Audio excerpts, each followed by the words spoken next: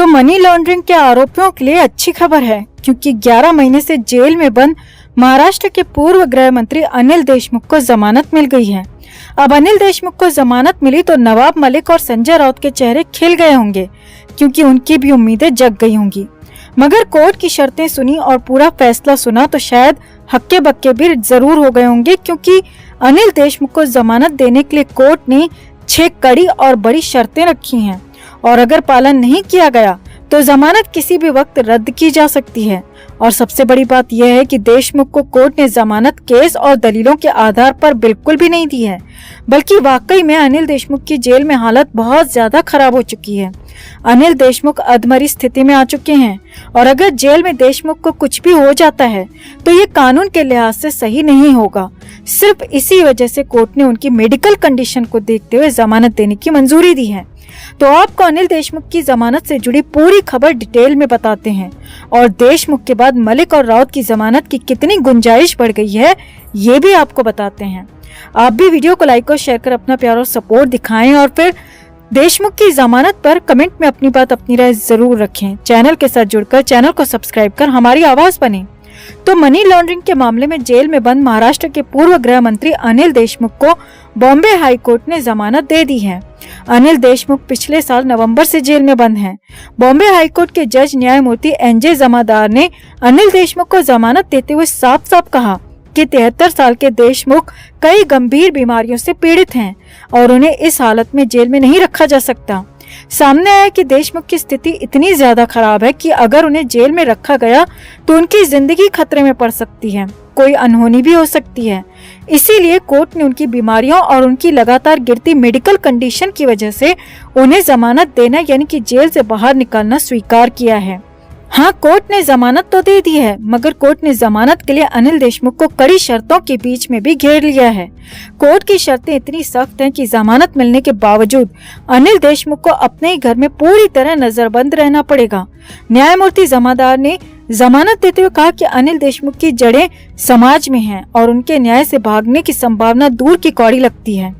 यानी कि कोर्ट के कहने का मतलब है कि अनिल देशमुख समाज से जुड़े हुए, जनमानस से जुड़े हुए नेता हैं, और ऐसी स्थिति में वो न्याय से दूर भागने की सोच भी नहीं सकते, क्योंकि उन्हें पूरी जनता अच्छी तरीके से जानती है।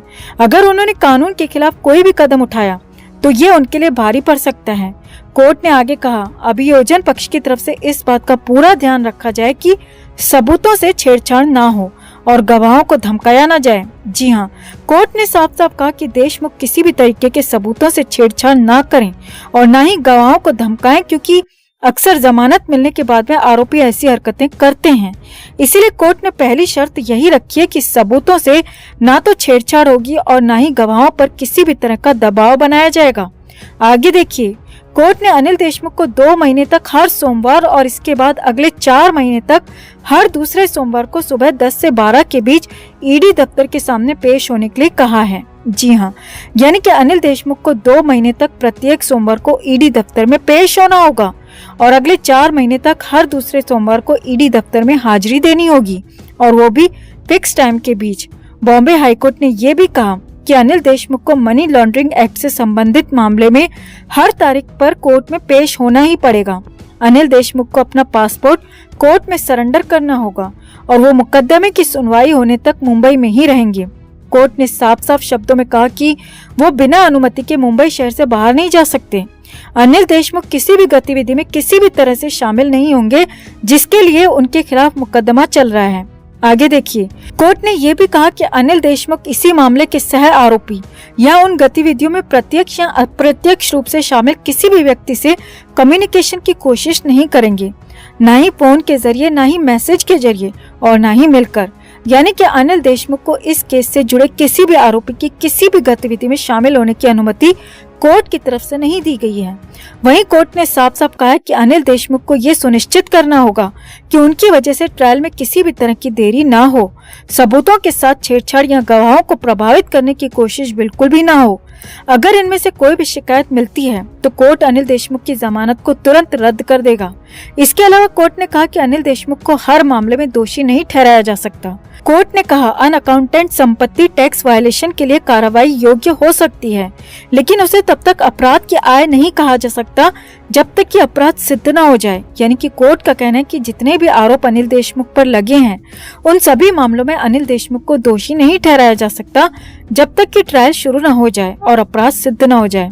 यहाँ आपको बता दें कि अनिल देशमुख पर महाराष्ट्र का मंत्री रहते हुए अनिल वाजे के जरिए जबरन वसूली कराने के आरोप हैं। ईडी के मुताबिक कुछ पुलिस कर्मियों के जरिए देशमुख ने गृह मंत्री रहते हुए जबरन वसूली की थी, जिसे हवाला के जरिए देशमुख परिवार के स्वामित्व वाले ट्रस्ट श्री साईं शिक्षण संस्थान को भेजा गया था। कोर्ट ने यहाँ पर सचिन वाजे के दागी रिकॉर्ड की भी चर्चा की। तो कुल मिलाकर फिलहाल तो मनी लॉन्ड्रिंग और रंगदारी के आरोपी अनिल देशमुख को जमानत मिल गई है, मगर उनकी जमानत से नवाब मलिक और संजय राउत को खुश होने की रत्ती भर भी वजह नहीं मिली है, क्योंकि मलिक और राउत की मेडिकल कंडीशन ठीक ठाक है।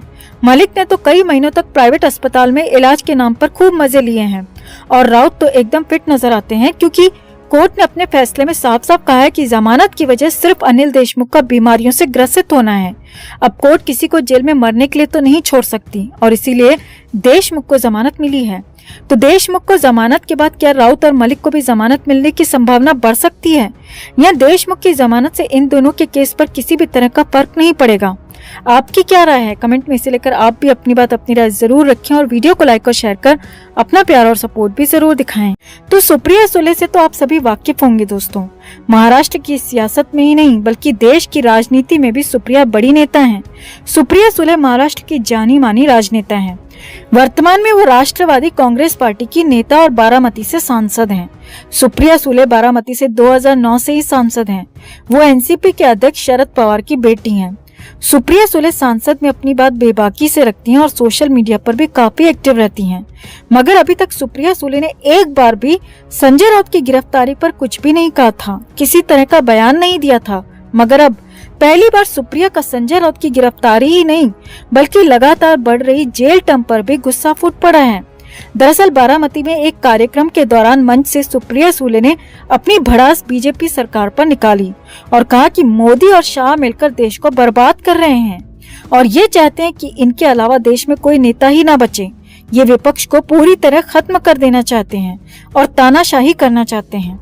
तभी तो जो नेता इन दोनों की गलत नीतियों के खिलाफ आवाज उठाता है उसे उठाकर ये जेल में डाल देते हैं। पहले एनसीपी के नेता नवाब मलिक को जेल में डाला क्योंकि नवाब मलिक ने नारकोटिक्स कंट्रोल ब्यूरो की जांच पर सवाल उठाए थे, और अब संजय राउत को जेल में डाल दिया क्योंकि राउत ने हमेशा से मोदी की गलत नीतियों का खुले मुंह से विरोध किया है और मोदी और शाह अपने विरोधियों का मुंह बंद नहीं करा पाते तो उन्हें उठाकर जेल में डाल देते हैं। सुप्रिया ने कहा, हमें कानून पर भरोसा है, न्यायपालिका पर पूरा विश्वास है कि वो एक न एक दिन मलिक और राउत दोनों को ही बेकसूर साबित कर देगी, मगर उस दिन को आने में कितने दिन लगेंगे ये कुछ नहीं कहा जा सकता।